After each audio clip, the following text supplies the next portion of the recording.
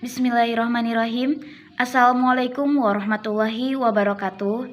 Perkenalkan, nama saya Julia, program studi Ekonomi Syariah semester 3. Di sini saya akan mengulas kembali materi saya yang berjudul Wan Prestasi. Di dalam masyarakat, banyak terjadi perikatan dan perjanjian. Di samping itu juga, banyak juga masyarakat yang melakukan ingkar janji. Ingkar janji tersebut diakibatkan karena kurangnya literatur ataupun pemahaman masyarakat terhadap hukum perikatan. Di dalam hukum perikatan ada yang namanya prestasi.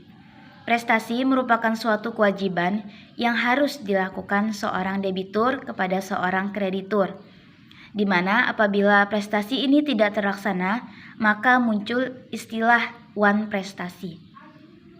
Wan prestasi merupakan suatu keadaan di mana seorang debitur tidak melaksanakan kewajibannya yang sudah disepakati bersama seorang kreditur. Apabila seorang debitur tidak melaksanakan kewajibannya, maka perjanjian yang mereka lakukan dapat dikatakan sebagai perjanjian yang cacat ataupun prestasi yang buruk. Adapun bentuk dari wan prestasi itu ada 4. Yang pertama, tidak melaksanakan kewajiban. Yang kedua, melaksanakan kewajiban tetapi tidak sempurna. Yang ketiga, melaksanakan kewajiban tetapi dalam waktu yang terlambat. Yang keempat, melakukan sesuatu yang tidak diperbolehkan dalam suatu perjanjian. Wan prestasi itu sendiri terjadi oleh 2 faktor. Yang pertama, faktor disengaja. Yang kedua, faktor tidak disengaja ataupun keadaan yang memaksa. Selanjutnya, wan prestasi memiliki akibat ataupun dampak. Yang pertama, perikatan akan tetap dan ada. Yang kedua, seorang debitur harus memberikan ganti rugi kepada seorang kreditur. Dan yang terakhir, yang ketiga, beban resiko akan berpindah kepada seorang debitur. Yang terakhir, cara mengatasi wan prestasi. Ada satu cara untuk mengatasi wan prestasi, yaitu dengan memberikan surat peringatan kepada seorang debitur.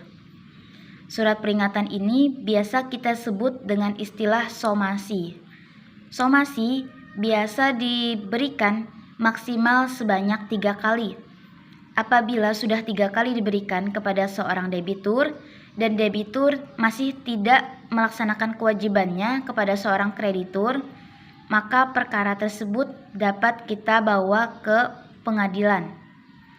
Di dalam pengadilan itu akan ditentukan apakah seorang debitur ini bersalah atau tidak. Yang menentukan salah atau tidaknya seorang debitur ini adalah seorang hakim.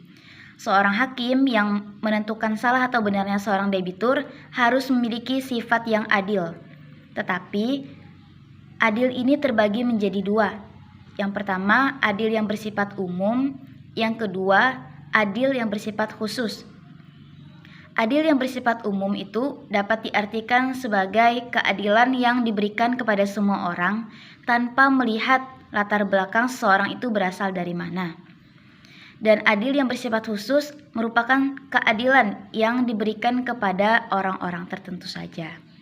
Mungkin itu dari saya. Sekian, terima kasih. Wassalamualaikum warahmatullahi wabarakatuh.